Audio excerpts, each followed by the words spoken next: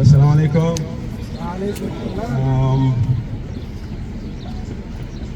Okay, I just want to say thank you all for being here today.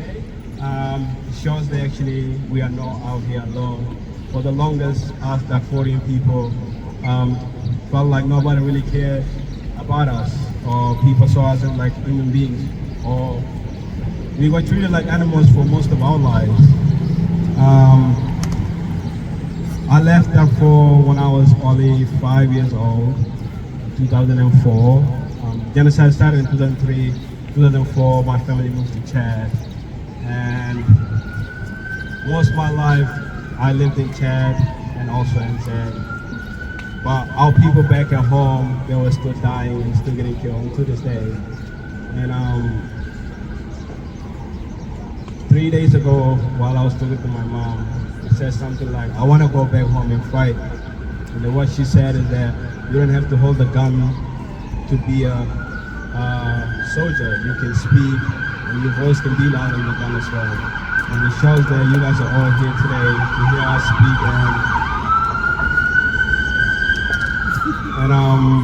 yeah, standing with us as the Darfurian people and also the Masalit people. Kami nga Masarawi, yawo 20 سنة ولا 30 سنة من زيارة هناك، لكن أرنجاوي بلد معارض ولا إنكو عندنا. That was me just speaking in Masalit. All I said was that our Masalit people are very welcoming people. The reason why this whole situation is going on, in my view, is that our hospitality, we welcome people and even the people we don't know. And for us, if somebody comes to our house, we don't need to know you to host you into our house. We can even leave you into the house for as long as you want. We will feed you whatever it is that you need. And over time, the people that we welcome in are the same people that are now killing us and taking what's ours. And I think enough is enough, and it's time that we take our land back. So.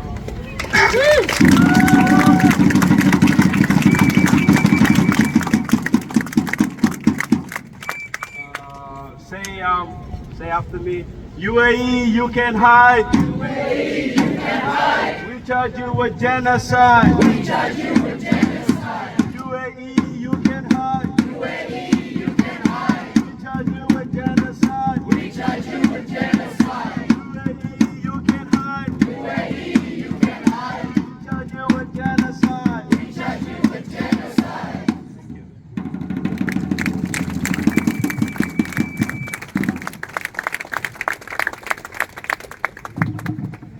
Assalamu alaikum wa rahmatullahi wa barakatuh. My name is Younis. I am Izadine's younger brother. And I was born in Darfur. And around 2005 or 4, we had to run because of the civil war that was happening in Darfur. And I was 2 years old, so I don't remember much. All I remember is that we left with one donkey and few items to cross borders to Chad, where they accepted us into a refugee camp called Gaga. And we spent our life in Gaga. We stayed there for about 9 years. And there we did our studies. We tried to adapt to the culture.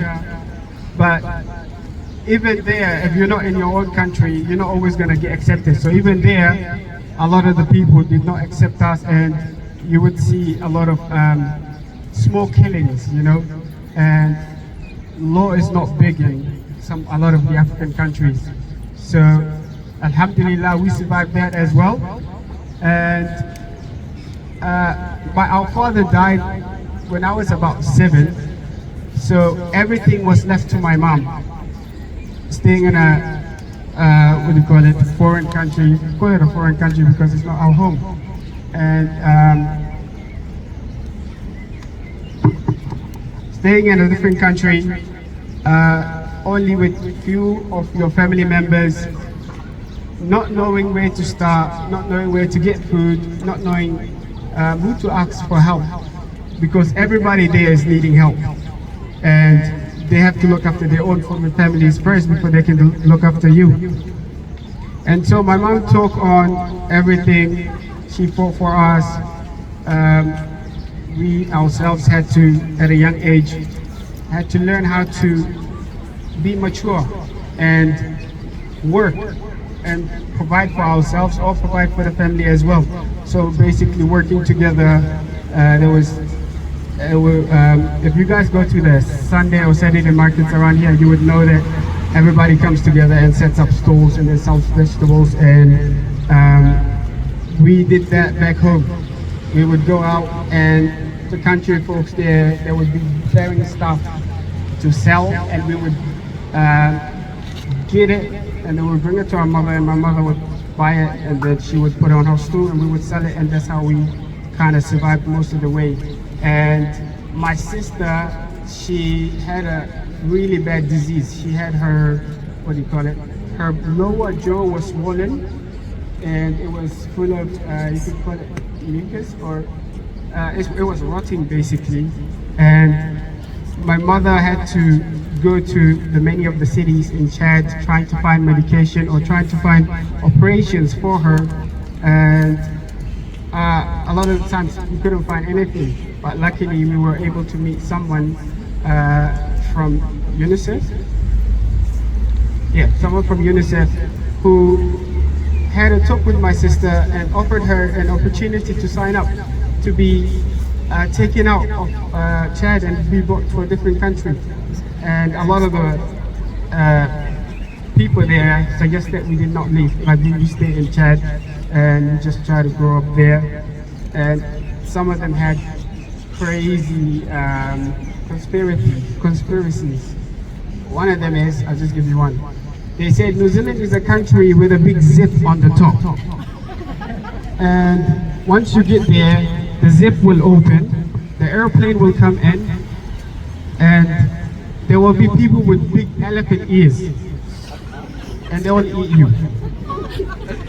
I mean, we were young, so we believed it, obviously. But even though they said that, my mother said, I'd rather go to a country where I don't know nothing about than stay here and suffer. So if we go there and we die, then we die. But I'm not gonna stay here. So she decided to make the choice of coming here. We got here around 2012, no English, and trying to adapt. And what's crazy is New Zealand is a country that, it has different types of weathers. In Africa, we do not have, what do you call it, fog or cold air. And when we came to the camp, the first morning we woke up and we were breathing basically fog out. And first thought that came to our mind was they have implanted bombs in our stomachs. And we were gonna die any moment. But all of that becomes funnier once we grew up here and we started understanding and started adapting to it, and got the chance to actually study and understand what's going in Sudan and what they're doing to our people, because they didn't, like a lot of the places in Sudan, they would not allow us to even study or get our own knowledge. So we are really grateful that we got accepted to come to New Zealand and we got the knowledge to understand what's happening in our land. And now it's our turn to step up and try and help our land and fix our land, because we got the knowledge too. And we are grateful that all of you are standing with us, because we're all humans. There is no